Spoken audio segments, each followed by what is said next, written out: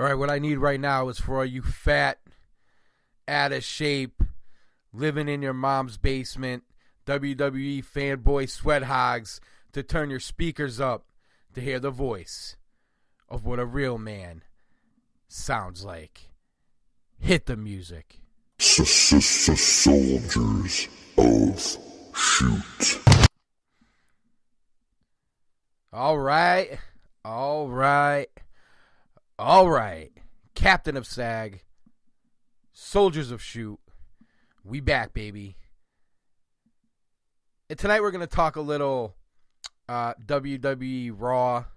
Might sprinkle in a little Elimination Chamber. I know it's been a while now. It hasn't really been a while. It's been only 48 hours or so, but it feels like a long time ago. We'll do some SmackDown. We'll do that last. Because I really want to give my thoughts on the whole Kofi Kingston thing, and see where that's headed. And we're going to, in the middle of the show, I don't know, throw some shade at our buddy, Private White, Joe White, Joe Cornette, whatever I'm calling him these days. No, in all seriousness, Joe has done a few of his trucker files, or whatever the hell he's calling them. I actually like the ending where he kind of warned you how to drive around trailer trucks. It's kind of funny. I'll give him credit for that. You got to give credit where it's due. That's pretty cool. I like it. But there's a couple things that Joe said on a few of those shows that I want to directly respond to, as it's not as easy for us these days to just fight for 3 hours on his YouTube channel. I will take to the Soldiers of Shoot, the SOS YouTube channel, and thank you for those subscriptions and follows and views and likes, and even those who dislike. We love you all. Thank you. Keep following. Keep putting the word out there. Retweeting, whatever you got to do. We appreciate it. General Stames, myself, Hollywood Edwards, Steamtown Stunna, with an A, not an R, as I like to say. We appreciate it. But we'll get to Mr. Private White in a second. Monday Night Raw. I mean, it's actually rightly named these days because they just bend you over and give it to you raw. Oh, man. This is how we're going to start this show, huh, AC? Yep, that's how we're going to start it. Hopefully our esteemed producer won't cut that out. Or hope we won't get kicked off YouTube for it. Anyway. Monday Night Raw. Let's get back on track here. It was terrible. I mean, there's no other way. I'm going to try to do this without repeating myself on a weekly basis. Or repeating. I've been trying to listen to most of what the other guys have done, so it's not repetitive. But when you're talking about the WWE product, it's hard to not be repetitive because it is so repetitively bad. I heard Stames and Edwards talking about on a show last week the idea of them not booking things out in advance and not being able to tell their story because they just don't know what the story is. It's done on the fly. Like I have friends of mine all the time saying, "Why don't they call an audible? Why don't they call an audible?" Well, all they do is call audibles. What are they calling audible out of? They're like, you remember when Peyton Manning and Eli used to do this too, early on in his career. They'd get to the line of scrimmage, and they'd use up the entire play clock, and then be like, it was almost like, oh shit, we got to run a play. Now, it might be a bad analogy because they were very good at it, but you watching as a fan, you're like, snap the fucking ball. Well, WWE, snap the fucking ball. And we'll get there with the Kofi stuff. I'm going to save that for SmackDown. And I've done a lot about the Ronda, Becky, Charlotte saga we have going on here. And let's just start at the beginning of the show. Could someone explain to me, is Triple H a heel or a babyface? What is he? I know he's COO, he's Mr. NXT. He gets all the credit for NXT. I don't know if he deserves it. He's the face of it, so I guess you got to give it to him. But what is he on WWE programming now? What is he on Monday Night Raw? And speaking of SmackDown, they opened SmackDown almost the same way, with Shane McMahon coming out saying almost the same goddamn thing. I don't know what the process is when they write this stuff, but if I was Vince McMahon and a writer, a creative team member, hell, Triple H himself, Stephanie, whoever it is, put that script on my desk, and I read the first 20 minutes of it, I'd crumple it up in a ball, throw it in his face, and tell him to get the fuck out of my office. I never want to see you again. That's how I would handle that. You know why? Garbage. Is Becky Lynch suspended, or is it like she's not? Because all they keep talking about is Becky Lynch this, Becky Lynch that. And I'll get into that on the SmackDown stuff too. But Triple H comes out, what is he? Is he a heel? He's a babyface. I thought he was a heel when he was being big bad McMahon family. You better apologize or we're going to suspend you, Becky. Then he comes out and says, well, corporate me, I can't say that's good. But regular me says that was pretty damn cool. What? What in the actual fuck? What does that even mean? And I heard Joe talking about this today. Was there a fucking crowd mic on last night? Like that crowd was asleep. I heard louder cheers at the fucking Bellator prelims at Mohegan Sun at 7:30 Saturday night. Probably more people there too.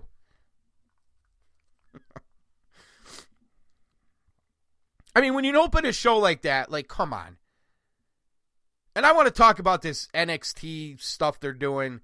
I'm lost with that one, too. I don't understand the reasoning behind it. But before we get there, 20 minutes of opening a show like that. We used to talk about this in 2015 when they opened every fucking Monday Night Raw with Triple H and Stephanie for it was like 6 months straight of the same fucking open with him and her coming out and yada-da. And here we are. We're back to it again. It sucked then. It's even worse now.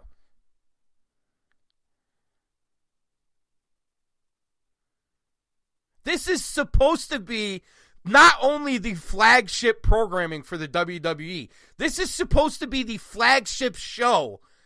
The biggest show in the industry. In the stinking industry. We, as teenagers and children, flocked to the fucking TV set to watch Monday Night Raw and Monday Night Nitro. And Edward was talking about this last week. You're either one or the other. You already watched Nitro for an hour and then you turned on Raw. But in some way, shape, or form, you got the goddamn VCR out. You taped one of them or you flicked back and forth. It was unmissable. Every Monday night, you were glued to the fucking TV set. And sometimes the next day, too, to see what happened. See what you missed. You tape both of them, rewatch them the next day. You run home from school. I remember I used to have this big, I guess it was 32-inch tube TV that probably weighs more than every TV and piece of, electronics I have in my house now put together. And I had shelves on each side of it. One side was all my sports stuff. The other side was all of those old school rubber WWF characters and then new school WWF toys. I had rings. I had a whole setup. The two versions of Sting, like the Crow version and then, the pre-Crow version, the kind of neon paint version of Sting with the blonde hair. Hogan, Macho, Flair, Dusty, Rock, Austin. All these. Triple H, when he was cool. Now he's just, I don't know what the fuck he is. But man, that was, I'll be honest. If I didn't agree to be a part of the Soldiers of Shoot, I wouldn't be watching fucking Monday Night Raw right now.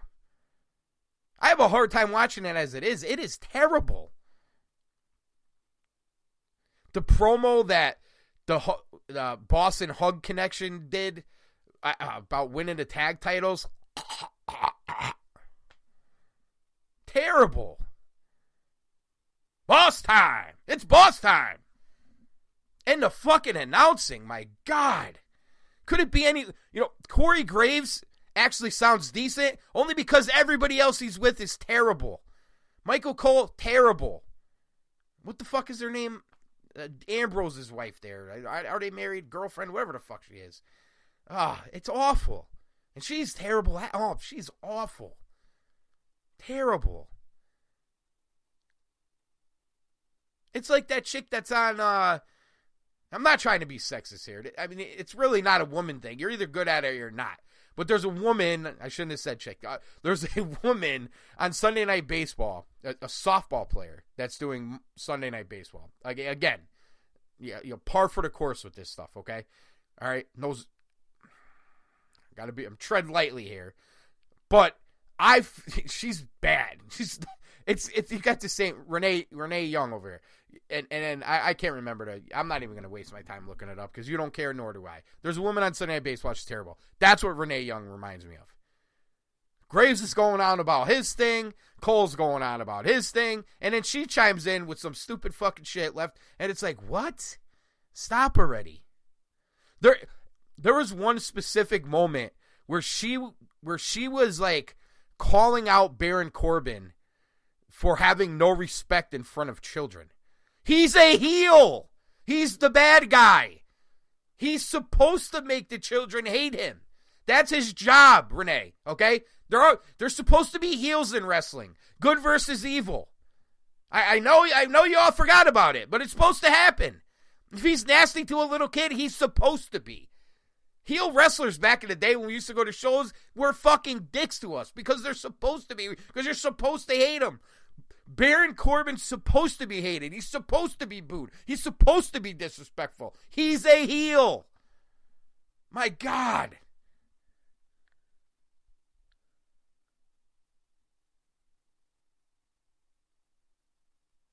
Go back and listen. Just listen to 10 minutes of Monday Night Nitro back in the day. Or a WCW pay-per-view. Or WWF, as it was at the time. We know the WWE, blah, blah, blah. With Lawler and Ross there. Or even go back further. We could hear Heenan on either one, depending on the year. Gorilla Monsoon, Jesse Ventura, Mike Tenay. Where's he headed? Where's Ross headed? Interesting. Tony Schiavone. I mean, you could make a case that Tony Schiavone would be the best play-by-play guy in wrestling right now in the WWE. I know people like Morrow. I like Morrow too. But there are times where Morrow's a little too Mamma Mia. It's a little too much sometimes. It's going nuts, a little too nuts sometimes. But the NXT commentary isn't bad. The Raw commentary is fucking putrid. And the SmackDown commentary is I don't like Saxton in the mix. I'd almost get Saxton out of there. Go with the two-man crew. Get Saxton out of there. Let Graves be the bad guy announcer. Get Graves the fuck off Raw. Get rid of Cole. Get rid of Renee. And find a whole new team for fucking Raw.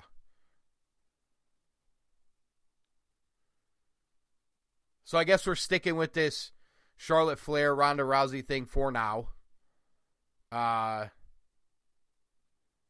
mean, I don't know how you get back to just Becky and Ronda now. I don't know if you can. And we sit here. It's after midnight, so it's Wednesday morning, February 20th. February 20th. You might say, "Oh, yeah, we're close."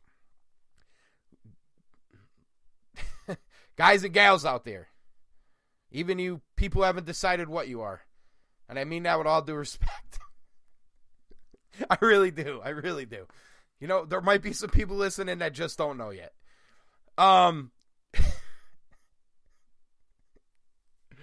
Oh God.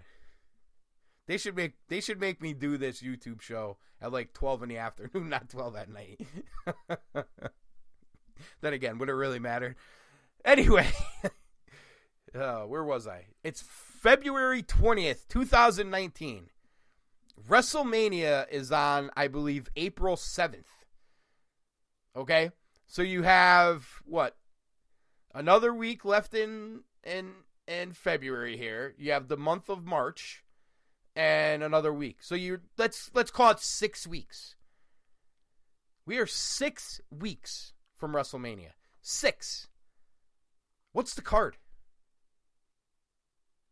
What is the actual main event? Do we really know? I mean, really, the only thing that seems to be set in stone right now is Seth Rollins and Brock Lesnar. And I gotta tell you, is anybody really excited for that? I mean, are they doing anything on Monday night to make you be like, damn, I can't wait to see Seth versus Brock? Boy. There are a couple ready-made WrestleMania matches that they could be progressing storylines with, getting you emotionally invested in, getting you built into a frenzy. I got 6 weeks. I can't wait 6 weeks to see this match. You know, the one thing that boxing does, and they even do this in some cases better than even the UFC, is they give you that 12-week slow burn, making you drool till you see that fight.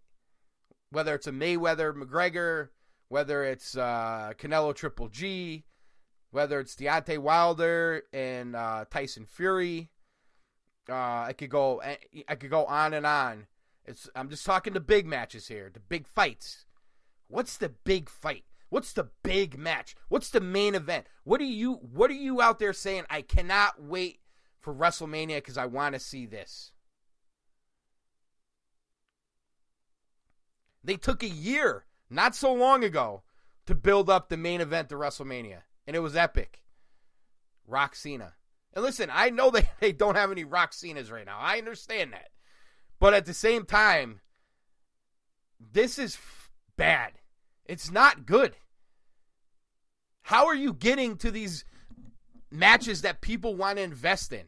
That people want to sit there for 7 fucking hours on April 7th or April 8th, I believe it's the 7th, and watch 7 hours of WrestleMania programming to see what?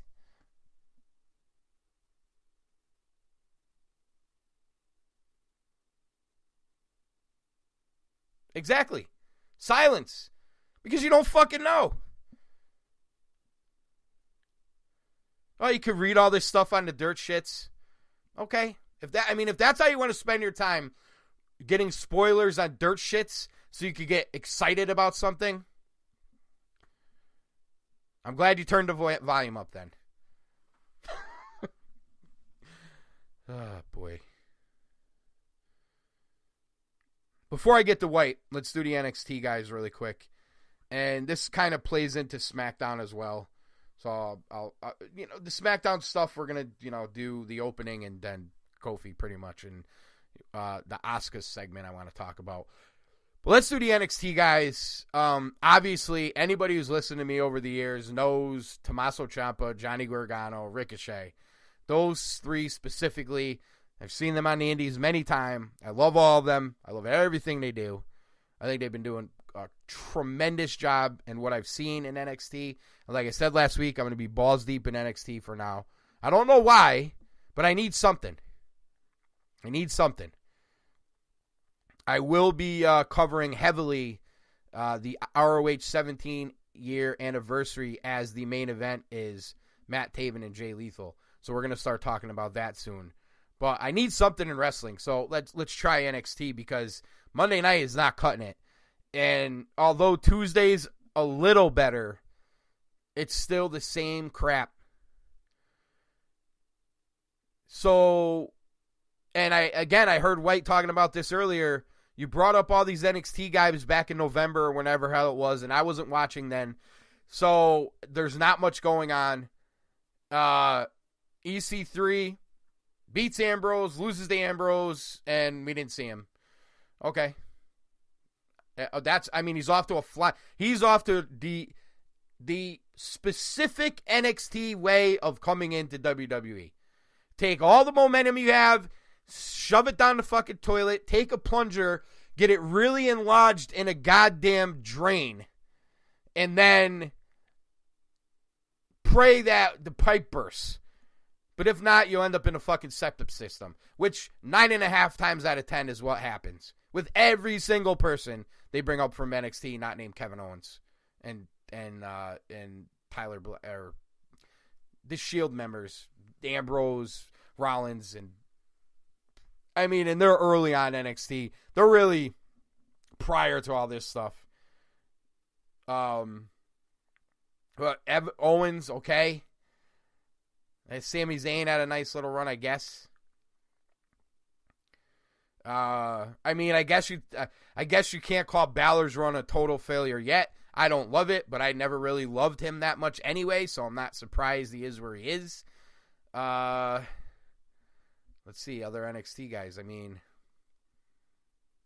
if you guys are excited about Gable and Rude, okay. I guess. All right. Nice little tag team. Okay. The Revival. And let's get there. Here's the Revival. Ask for the release. No, we're not going to let you go. We're gonna make big things happen for the Revival.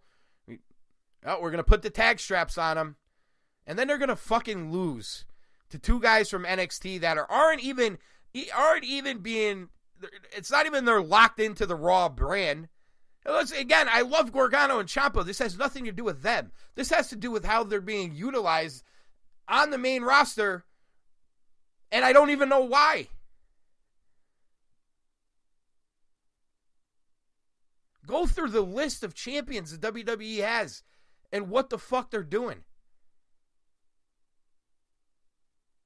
The Universal title never gets defended. The IC title has bounced around a little bit. It hasn't been terrible. It hasn't been great. We'll see what Finn can do with it. Okay? I guess that one's all right. Now you got the tag team champions. I guess it's good that they're on TV, but they fucking lose the two guys that come up from NXT.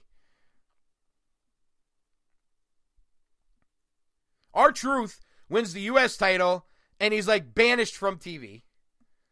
Asuka, and we'll get more into her in a few minutes here, has been not seen on TV until tonight, and we'll get there with that. Usos win the tag titles. Had a nice little segment in the beginning, I guess. We'll talk about that later as well. But Daniel Bryan is the only champion doing anything.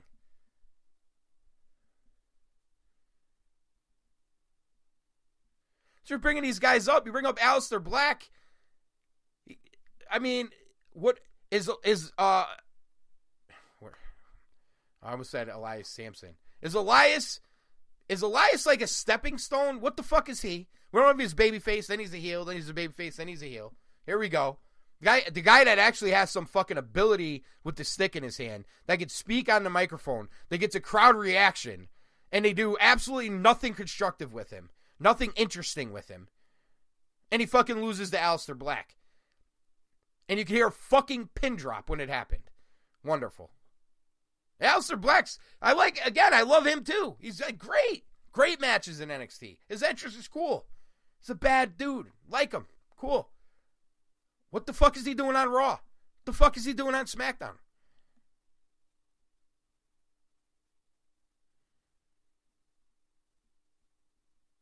Ricochet, you got him versus Sanity. You got him in a tag match. The Ricochet match he was probably the best utilized guy out of the four on both shows, in my opinion. Because nobody gives a flying fuck about Sanity either. I didn't even remember they were on SmackDown. That'll tell you how much attention I've been paying. Ricochet gets a win there. Nice win. Nice match. Cool. Ricochet tagging with Balor versus Lio Rush and Bobby Lashley. I can live with that one. Okay. Nice little tag match. Does it mess up any storyline, really? Could get in and get out. He's just doing a tag match with Finn Balor. Cool. But the fucking Revival lose?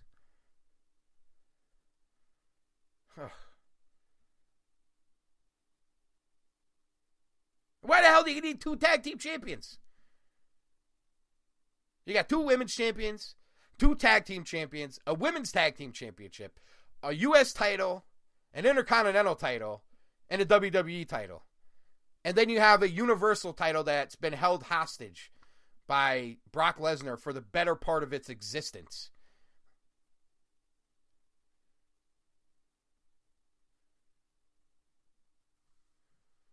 But let's bring up the NXT champions. Have them run around, beat guys left and right.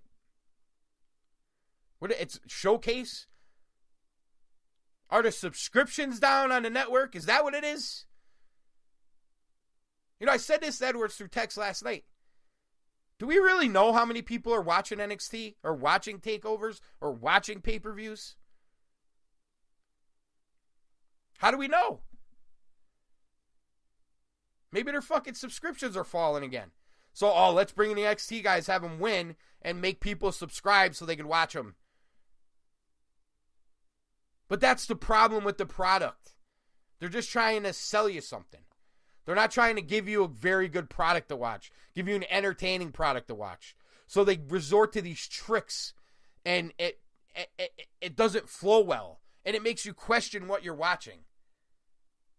White said it himself today. When you're on TV, you're not a pro wrestling show. You're sports entertainment. Maybe they should start fucking acting like it. So before we get to SmackDown quickly, because we don't want to go too long here, there's a couple things that White said on his shows that I want to address. 2 things specifically. A, he called Tony Khan an ATM. Ridiculous, White. Ridiculous. You're not paying attention. Actually, there's 3 things. You're not paying attention. Go back and listen to the interview with Jericho, with Tony Khan. Tony Khan is involved. Tony Khan's making decisions. Tony Khan is not, by calling him an ATM, first he's a money mark, and when that was disproven, now he's an ATM. Yet, he directly is saying that he's turning down people. He didn't say Cody turned down this guy. He didn't say the Young Bucks turned down that guy. He didn't say Chris Jericho turned down this guy. He didn't say Kenny fucking Omega turned down that guy. He said he turned them down. He's making decisions. Do you think Tony Khan walks into a board meeting for the Jacksonville Jaguars and says to Tom Coughlin, "Hey, Tom, here you go. Here's a blank check. Spend it however you want." Or he goes into the GM of his fucking soccer team and says, "Yeah, whoever you are, I don't fucking know his name, but I'm sure there's one. Here's a blank check. Spend it however you want. Do whatever you want with it. I'm just a fan. Hey, Cody Roll. Hey, guess what? Cody, I got a great idea. I'm going to write 4 blank checks. I'm going to give you one. I'm going to give Nick one. I'm going to give Matt one. Hell, you know what? Let's just give Kenny one for ha-has. You guys have those blank checks. Write them to whoever the fuck you want and have fun and just do whatever you want with my money.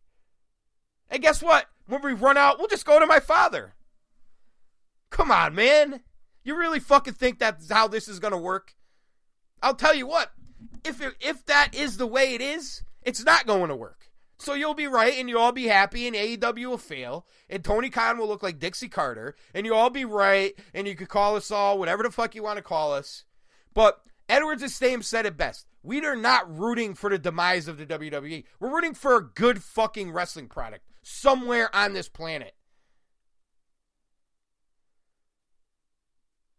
Because I hear wrestling fans everywhere saying, "Oh, it's a great time to be a wrestling fan." Oh, really? Why?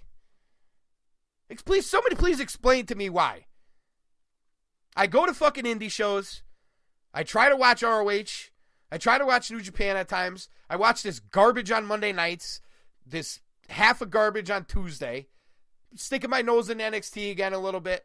I'm pretty much following along with the AEW stuff. So I'm pretty much following along with a lot of what's going on out there. I can't stomach Impact. I tried. I really did. I gave it a shot. I can't do it.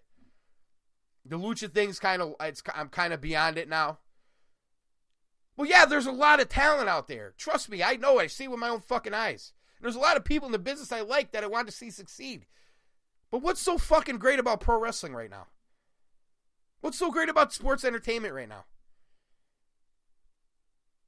Maybe AEW lights fires in some of these people, including the WWE, but I haven't seen it yet.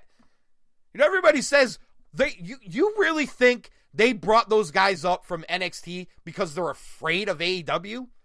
They're trying to sell their fucking network or something else. It has nothing to do with AEW. They're too stupid to be afraid of AEW right now.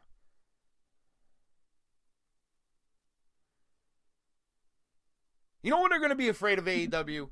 When it starts hitting them in their pockets. That's the only thing they understand. We went over this a long time ago. They set forth a plan to create a monopoly, to gobble up the entire business.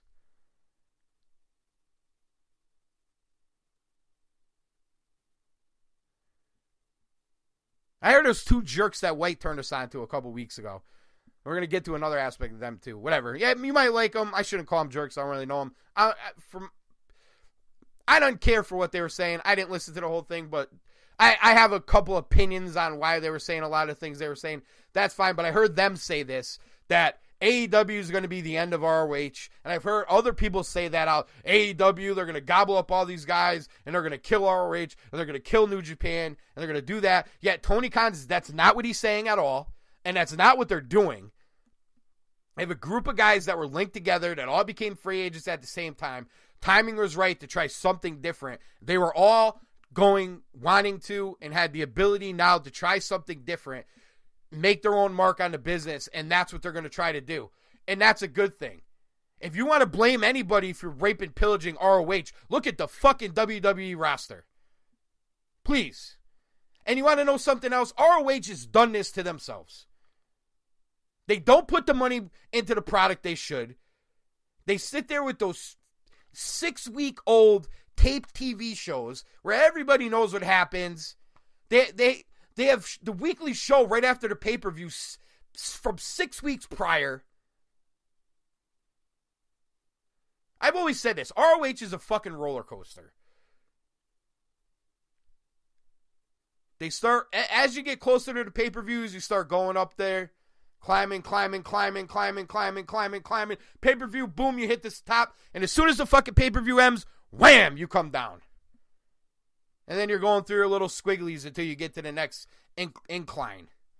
That's what ROH is. It's never going to change. They're never going to do anything to change it.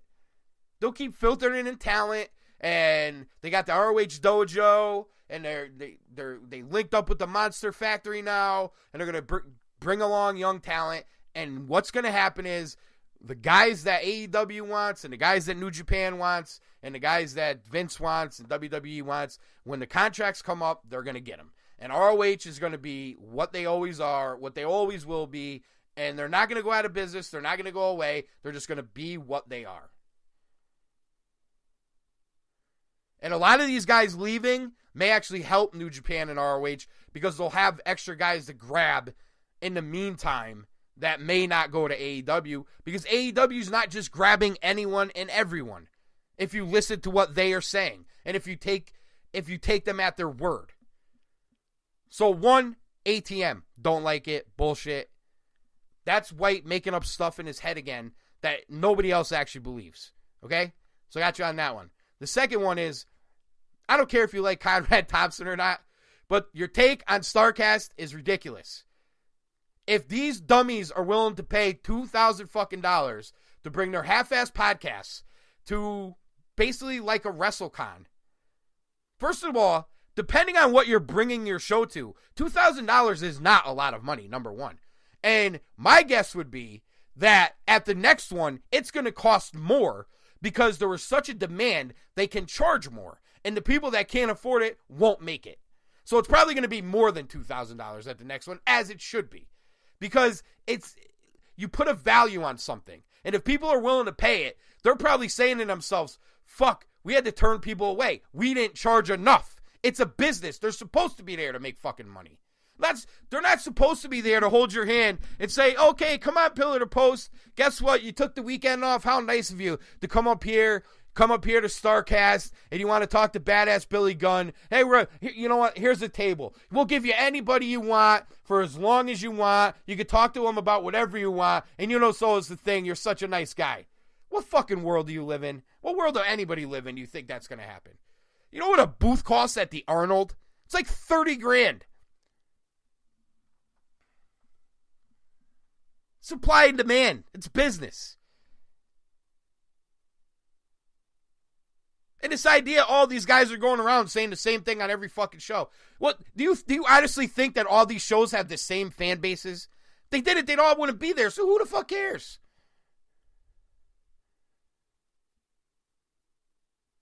I happen to know somebody that is very much involved in this next StarCast.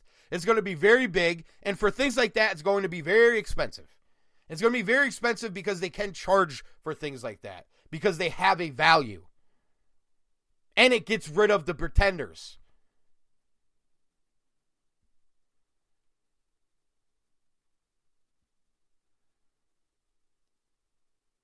Whether you like Conrad Thompson or not, he's not doing anything wrong.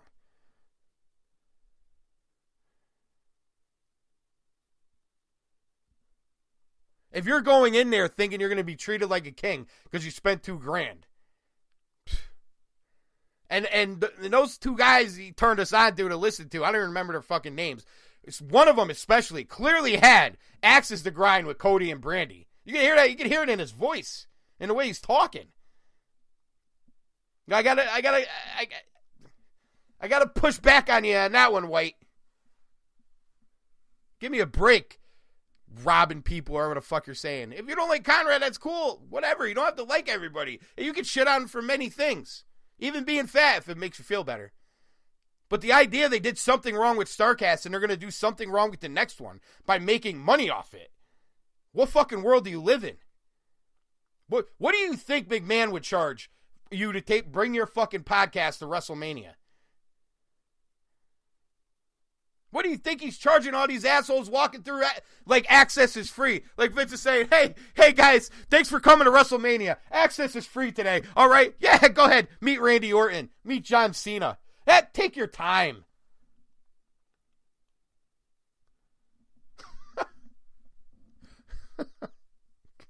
Boy. And lastly, because I don't want to go too far over my little, not that I had a time limit, but I had a little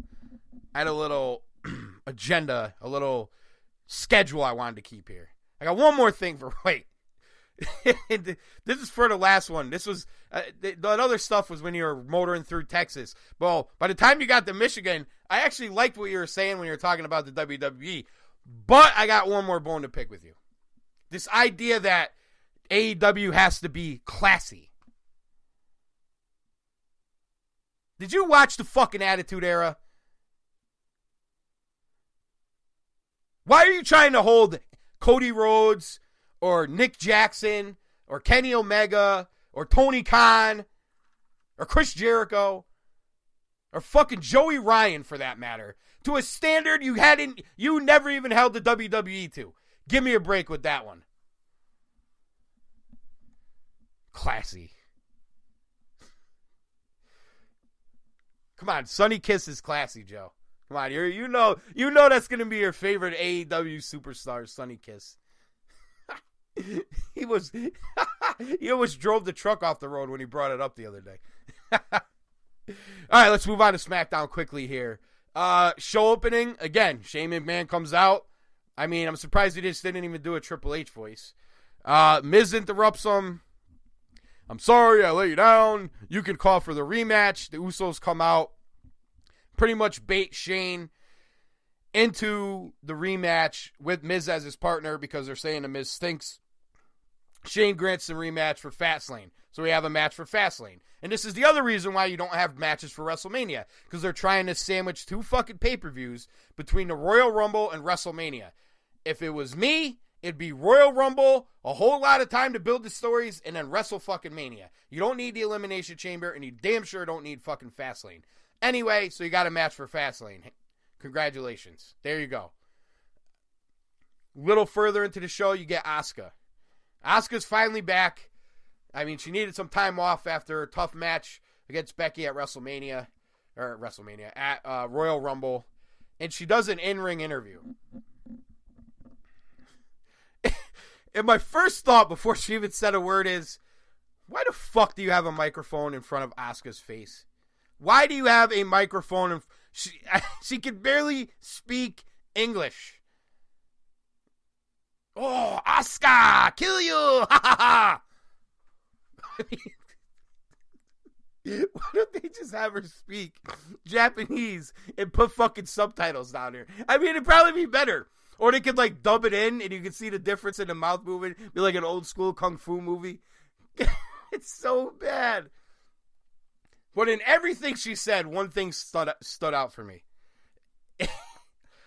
I made Becky tap at Royal Rumble. I made Becky tap at Royal Rumble.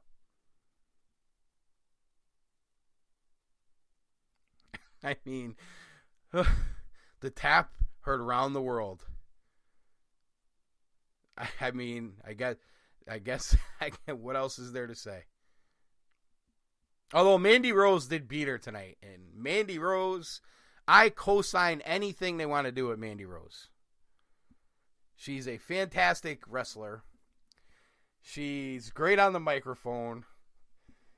That walk to the ring, I mean, she's got it all. And she's a 10.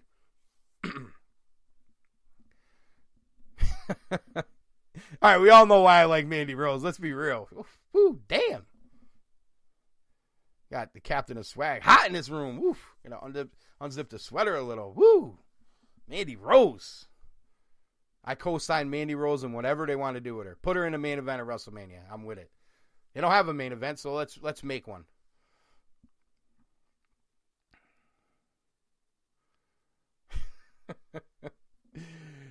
All right, so the show ends with Kofi pinning Daniel Bryan and Shane coming out and giving Kofi the title match, what we wanted to see, the big blow off. Kofi finally gets his Fastlane moment. I mean, you heard me right. Kofi Kingston, after 11 years of grinding and all of a sudden finds himself getting over organically. The crowd's ripped into a frenzy for him. They can't wait to see who Daniel Bryan's going to face at WrestleMania. And Kofi Kingston gets a shot at Fastlane. Yeah, pal. Fastlane. The main event, pal. Grab that bass ring, Kofi. Again, it's on the fucking silver platter. And you know what it is. We are gonna sit here and when the fuck Fastlane's March 10th.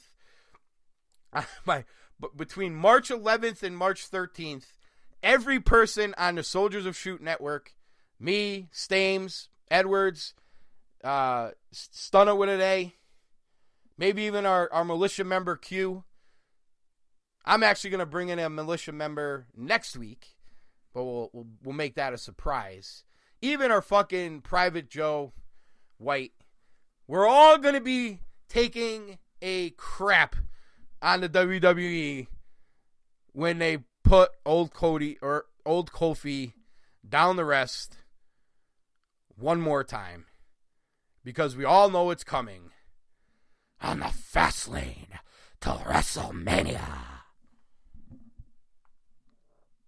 But before we go, I read this on Instagram right before I came on, and I want to share it. I don't know that it's been confirmed that he is leaving, but Ty Dillinger posted this to his Instagram and his Twitter, and we'll end on this. And this is his words, what he posted himself. Before rumors begin to spread, let me set things straight ahead of time.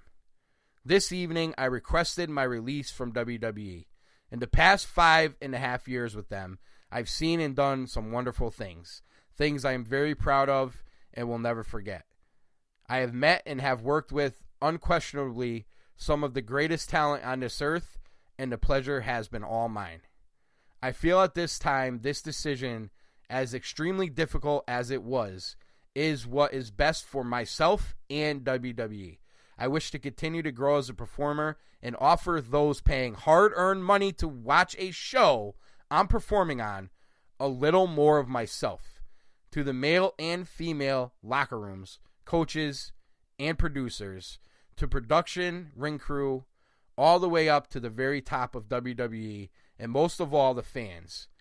I wish you all the very best, and thank you from the bottom of my heart for everything.